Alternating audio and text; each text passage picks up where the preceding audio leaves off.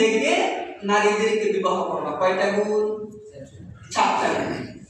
আল্লাহর হাবিব সাল্লাল্লাহু আলাইহি ওয়াসাল্লাম বলেন,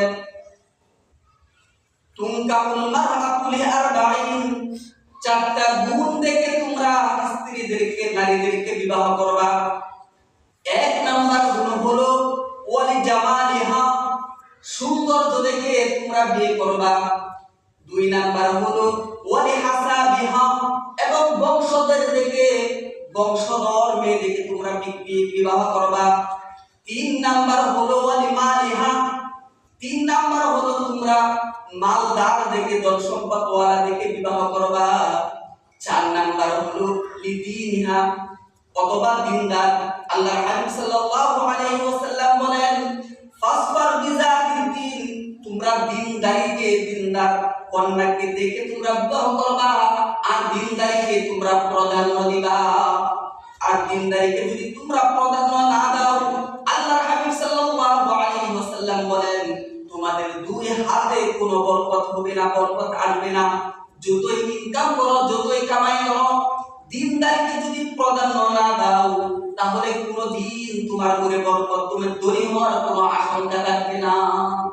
এই জন্য সর্বপ্রথম আল্লাহর হাবিব সাল্লাল্লাহু আলাইহি ওয়াসাল্লাম বলেন, ওয়ালি জামালিহা, সুন্দর দেখে বিয়ে করো। আর 4টা গুণ যদি ওই স্ত্রীর ভিতরে, ওই নারীর ভিতরে থাকে, তাহলে তো কপাল আপনার খুলে গেছে।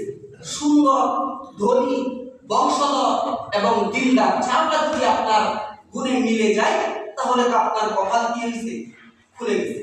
কিন্তু সুন্দর না, ধনীও না, ভালো বংশধর না, কিন্তু মেয়েটা দিনদার, মাদ্রাসায় পড়াশোনা করেছে, দাওরায়ে হাদিস পর্যন্ত করেছে, যখন ওই মেয়েটা বালেগ হয়েছে, সে পর্দার ভিতরে থাকে, পর্দায় আবৃত থাকে, বোরকা পরে রাস্তায় চলাফেরা করে, ওই বাড়ি সেই বাড়ি যায় না।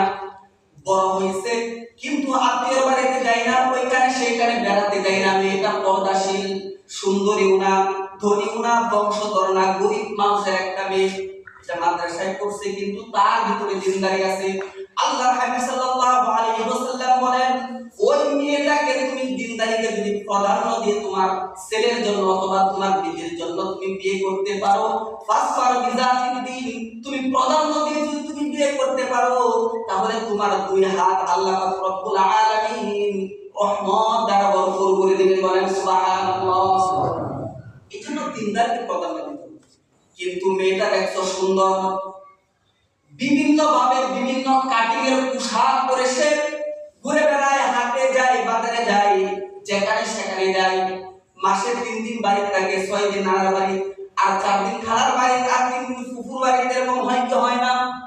আপনার কন্যা সন্তানটা বড় হয়েছে, বালেগ হয়েছে, বিয়ে বাড়িতে যাইতে দিবেন না, আত্মীয়র বাড়িতে সহজে যাইতে দিবেন না। যদিও যায়, মায়ের সঙ্গে দিতে হবে, মা ছাড়া বাবার সাথে দিবেন না, অন্য এক বোনের সাথে দিবেন না, কারোর সাথে দিবেন না। মা আপনার মেয়েটাকে চোখে চোখে রাখবে, হেফাজতে রাখবে। যদি প্রয়োজনে যেতে হয় আত্মীয়র বাড়িতে, বিয়ে বাড়িতে যেতে হয়, তাহলে আপনার কন্যা, আপনার মেয়েটাকে আপনার স্ত্রীর সাথে দিতে হবে। কিন্তু পাড়া বেড়ানো মুরগি যদি আপনি বিয়ে করেন, এই মুরগি কোনোদিন আপনার ঘরে ডিম পারবে না, ঠিক না বেটি?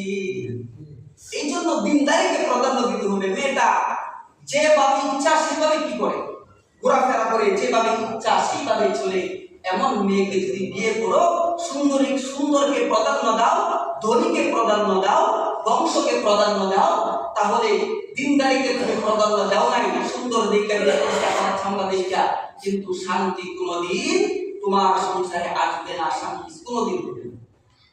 কপাল যদি ভালো থাকে, 4টা গুণ থাকতে পারে, 2টাও থাকতে পারে, 3টাও থাকতে পারে, ঠিক না বেটি?